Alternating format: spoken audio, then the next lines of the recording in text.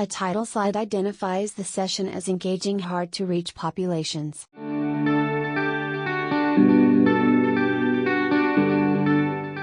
Hi y'all, my name is Mary Kate Myers. Thank you all for joining us today. We will be starting in just a moment, but first we wanted to take the time to acknowledge that during this session, there may be some activating conversations, and we really encourage you all to take care of yourself and engage in any self-care regulation that you need. This session will be recorded and available to you all to watch later, and we've also provided resources in the resource section of the Sweetie page. In these resources, there's also specifically mental health resources that you may find appropriate to use. Again, we encourage you to take care of yourself and hope you are having a good time at the 2022 Sweetie. And with that, I'll turn it over to my co-host. Hello and howdy. My name is Shaylee Pietmeyer. I utilize the pronouns she and her. We'll kind of go more into depth of who we are and why we're talking about this specific conversation today when we do icebreakers, but it's good to be here. I'll give it back to you, Mary Kate. Thanks so much.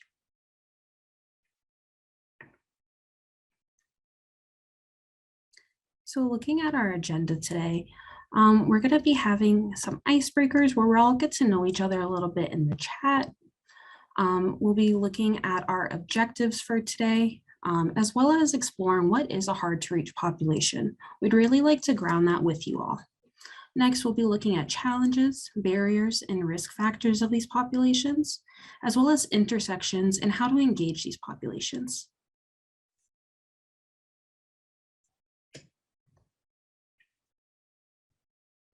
There is an array of 12 photos of animals, and as part of the icebreak, the speaker encourages the attendees to select the photo of the animal that best represents the attendees' mood for the day.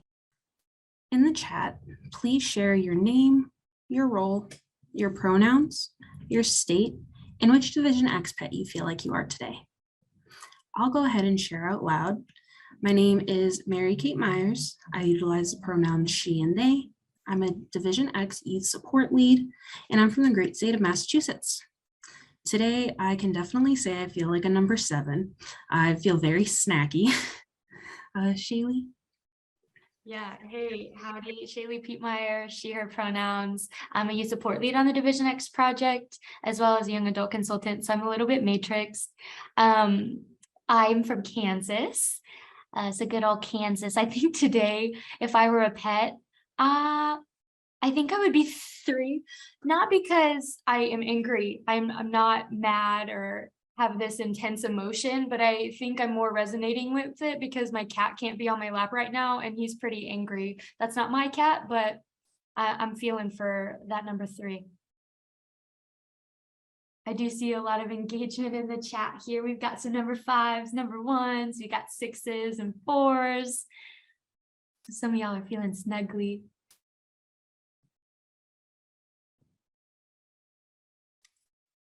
Yeah, and we encourage everyone to continue sharing, but just for a time, we'll move on to our objectives today.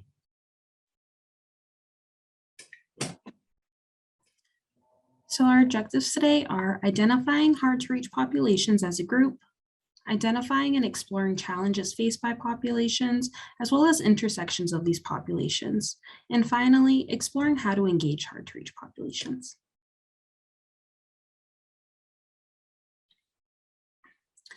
So we'd like to do some level setting as a group, and we'd like to explore what is a hard-to-reach population. In the chat, please share how do you define a hard-to-reach population, and what are some hard-to-reach populations that you know about? And Shaylee's also posted those in the chat for you all.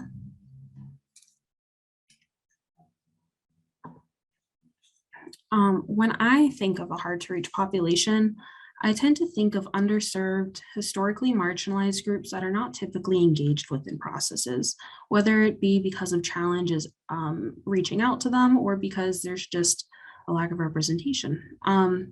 So some of those groups that really come to mind are folks that identify as LGBTQI2 Spirit Plus, BIPOC, folks who live in rural and frontier areas, pregnant and parenting youth, folks with limited English proficiency, youth on runaway or that are homeless, religious minorities, survivors of human trafficking or violent crimes, and more. I see in the chat we have quite a few answers. We have domestic violence survivors, incarcerated parents, folks in crisis, folks with substance use problems. Think of the First Nations folks, fathered and trafficked youth. And we also see that it is very hard to define a hard to reach population, as it really can depend on which lens we're looking at and what work we're trying to accomplish. Next slide, please.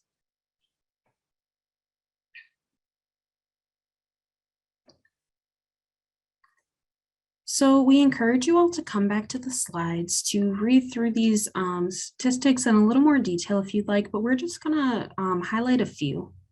So about 30% of youth in foster care identify as LGBTQ+ and 5% as transgender, in comparison to 11% and 1% of youth not in care. Now, we gotta think, we really need to find ways to not only support folks, but really make them feel heard and seen. An estimated 20% of young adults who are in care become homeless the moment they're emancipated at the age of 18. And nationwide, 50% of the homeless population spent time in foster care. And according to 2018 data, Black children were 13.71% of the population, but 22.75% of the children in foster care. And American Indian, Alaska Native children account for less than 1% of the general population, but they make up 2.4% of children in foster care. And I'll pass this over to Shaylee. Thanks, Mary Kate. So I did want to highlight that all of the things that you see here that we're talking about, the challenges, the barriers, the risk factors, it's certainly some of them, right? But it's not limited to. And so if we're missing something, please know that there are definitely more into this category, because as you shared in the comments, right, it's hard to define what a hard to reach population is. When thinking through some of the additional challenges or barriers or risk factors that Mary Kate had spoke towards, thinking through our immigrant or undocumented status youth, or young people, or in general, we see that there's a significant increase from our fiscal year of 2020 to 2021. There's a 798% increase of referrals that are for unaccompanied children. Thinking through people with disabilities or just diverse abilities, 14 to 47% of children and youth in foster care have a disability or chronic illness. And thinking through those behavioral health type needs. I'm not going to read everything on the screen because you will get the PowerPoint by the end. And we do want to be cognizant of time and really have that authentic conversation with you all, but wanted to highlight some of these statistics for you when having these kinds of conversations. I'll give it back to you, Mary Kate. Thanks so much, Shaylee. So I stand before you all today as a queer young adult who has chronic mental health problems as well as learning disabilities, who's overcome chronic homelessness and sexual exploitation. I am the child of a disabled veteran who's also has chronic mental health needs and limited education. I share this to raise a few points. One, being that you can never really judge a book by the cover. When we're asking to engage folks, there's very much a chance that they're experiencing more than just one challenge. I also share this to say there's a lot of intersectionality that occurs within these populations. For example, when I was homeless, I was focused on securing food, housing, and security. I wasn't really focused on going to school, or when I went to apply for employment, I was denied, whether it be because not having a mailing address or not having the proper apparel. So some other intersections that we want to highlight, but definitely not limit to, is the fact that LGBTQ youth of color are disproportionately overrepresented and stay longer in child welfare systems, while also having an increased risk of experiencing discrimination and violence compared to their peers. Pregnancy and parenthood are common among youth experiencing homelessness. About 1.1 million children have a young parent who experienced homelessness in the past year. And running away while in foster care, greater placement instability, being male, having a history of physical abuse, engaging in more delinquent behaviors, and having symptoms of a mental health disorder were associated with an increase in the relative risk of becoming homeless.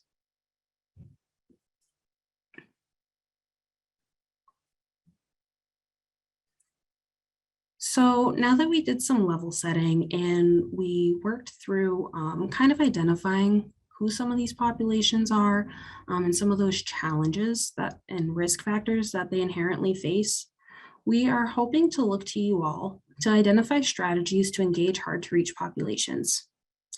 We encourage you all to share in the chat and when the time comes to come off mute. We'll just be highlighting a few of these examples while you all start sharing your thoughts. So some of those key pieces when we're engaging hard to reach populations that can typically be shared across populations is being accommodating and flexible, really working with what's already there, meeting folks where they're at. Maybe folks need technology assistance, transportation, childcare, or maybe they need to meet outside of regular business hours. It's also important to provide ongoing training for staff. To really be able to support folks that we're working with and engaging, we need to have educated staff. Some of that training can be created with folks with lived experience in these populations to be the most credible. It's also important that we review policies and identify places that we may be causing unintentional harm. It's also important to combine jurisdictional resources, really making sure that we're not siloing folks off, but really getting creative with our funding, with our engagements, etc. And I'll pass this over to Shaylee. Thanks, Mary Kate. I wanted to uplift a few things. Thinking through some of the things that have been heard today throughout other sessions. We don't want to be too duplicative, but still want to highlight the importance of said things. So thinking through like compensation. So like within a work area and work environment, thinking through like it's transformational, right? It's not transactional. So highlighting that importance. Thinking through like continued communication. We talked and heard a lot about the importance of partnership, right? That's part of prioritizing this SWEVE conversation and Expo, but thinking through like the authentic engagement. It's not like a checkbox mentality, asking about preferred pronouns or asking how they identify themselves and affirming that and thinking through the cultural environment that they might be in and understanding that and having that like authentic relationship built so you can have those conversations with them. And then also thinking through some of that relationship building type aspects too. So I wanted to highlight some of those. And I do see some of those comments that I want to uplift. So like being personable while being professional, absolutely. Meeting people where they are. But I am going to pass to Mary Kate. Thanks so much, Shaylee. So as we encourage you all to continue sharing some strategies that either you have used or you think may be beneficial while trying to engage some of these hard to reach populations, we also wanted to highlight that what may work with one community may not work with another. Things really need to be tailored to each individual. That includes from state to state. There may be a difference. Folks in rural and frontier communities in one state may face different challenges than another.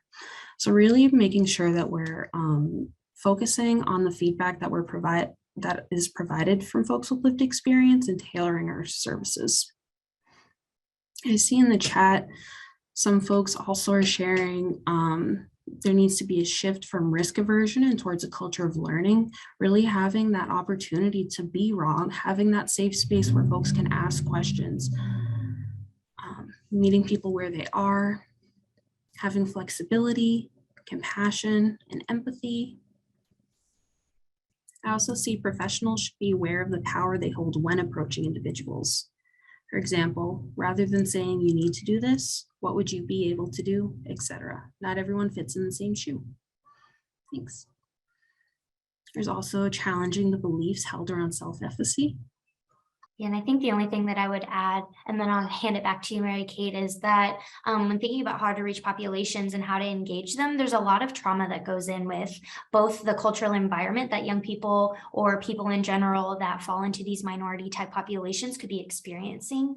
And there's a lot to unfold or a lot to unlearn on both accounts of a person in this minority population, or to learn how to engage, how to trust or think through the type of engagement that we would like to see. And so thinking through all of that, there's a lot of challenges and barriers, which is why we want to kind of have a conversation about this. But Mary Kate, I'll pass back to you.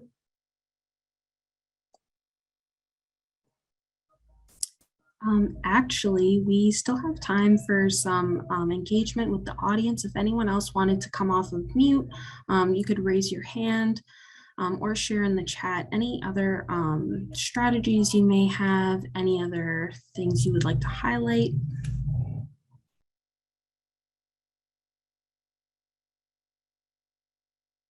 There's a hand up for a person named Taylor Ford.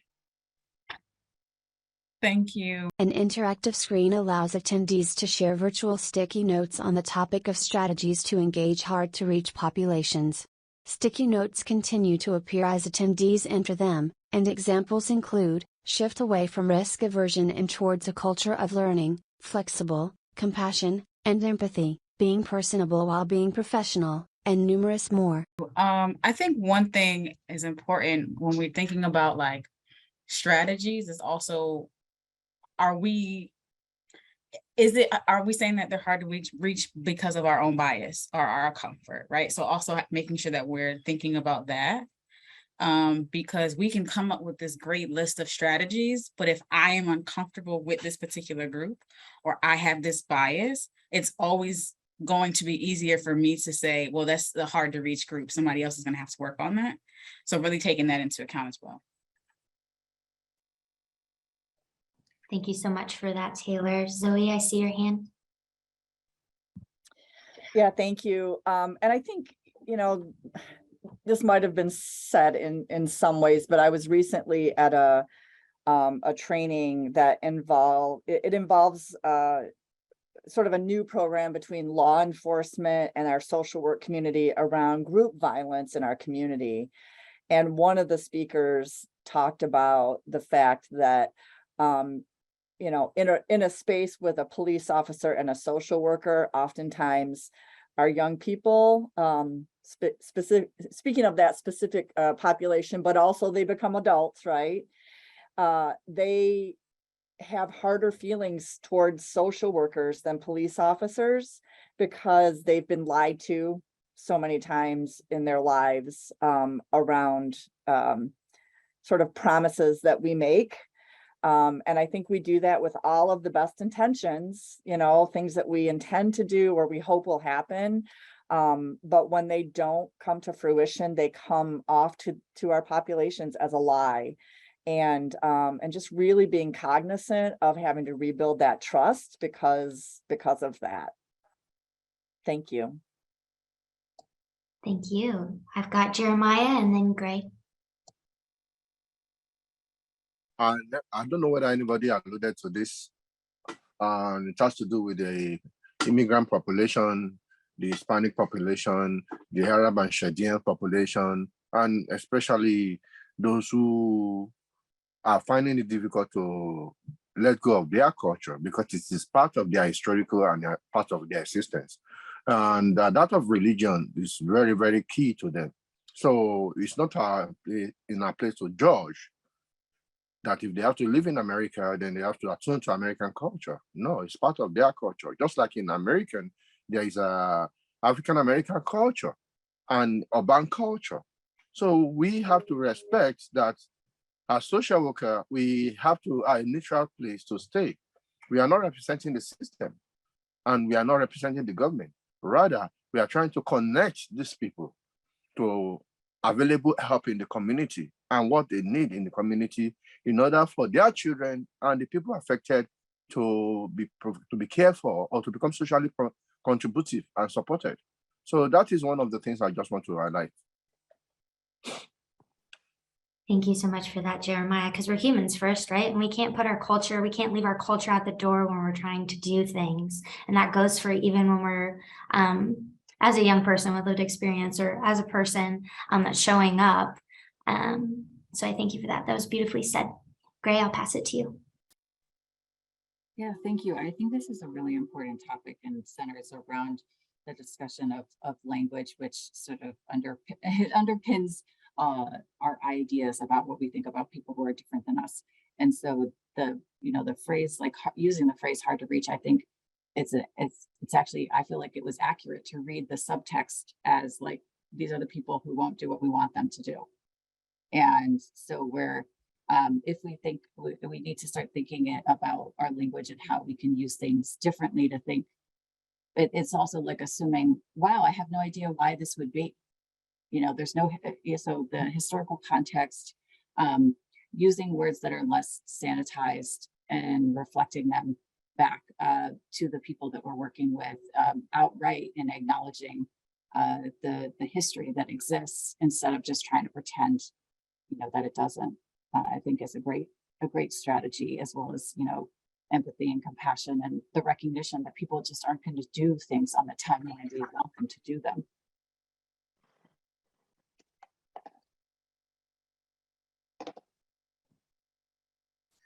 Yeah, thanks so much for all of these considerations that folks are raising. Also, I want to highlight Madison's comment in the chat of who is experiencing the word hard. Really thinking of how we're phrasing these. I also see in the chat, some folks are interested in how hard to reach individuals can influence systemic change, how to get full representation of those impacted to design and be at the table. Also really highlighting how important language is.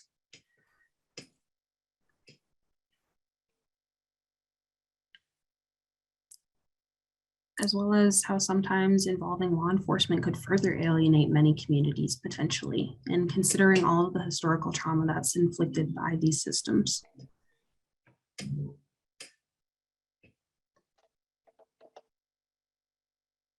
Did we have someone else that wanted to share? Sorry, I thought I heard.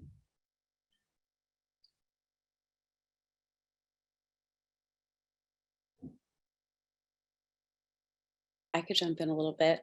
Here's my race scholar, educator kind of person here coming in a little bit. But what you guys are talking about is that these populations are typically hard to reach because they've been marginalized and a lot of the time actually been victimized by systems that are trying to then help, which makes perfect sense why they would be distrustful. And so my best advice to every single person in this room, if you're working with a hard to reach population, the first thing I usually do is acknowledge full right what has happened to that population right in the start, and say, we're trying to fix it. And I understand that this has been bad for you in the past. That transparency, that stating it outright, means so much to people and will go so far, because otherwise they're just going to be like, you're just another person, part of a system that has affected me and generations of me behind me. And yeah, they're not going to want to trust you for good reason. So we really need to give them the trust by giving them transparency and being honest about what the system has done in the past that could have harmed them. So. Yeah, and that goes back to some of our strategies that we're sharing. Like transparency is one of those really big ones, not only about what has happened, but also what the expectations are moving forward from all parties. Really making sure that we're sharing that platform. And I see that we have some more activity in the chat. We would just like to share that there are, right before we run out of time, we just like to share that there are some resources available under the resource section, and this will be recorded. So if anyone has any questions that they want to refer back to, you can.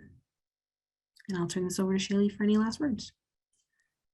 Just want to thank you for the willingness to be on this kind of live session today. And thank you for the open conversations, all of the chats and the contributions. As Mary Kate said, there is resources in the little briefcase or resource tool area of SWEVE. If there are questions, you can always ask questions and we will do the best we can to answer them to the best of our ability. And we're looking forward to continuing these types of efforts and conversation. Thank you all and have a wonderful day. The Child Welfare Virtual Expo, CWVE, logo displays and is followed by this message. This video was developed for the Child Welfare Virtual Expo by the Capacity Building Center for States and is sponsored by the Children's Bureau. Its content does not necessarily reflect the views and policies of the Children's Bureau.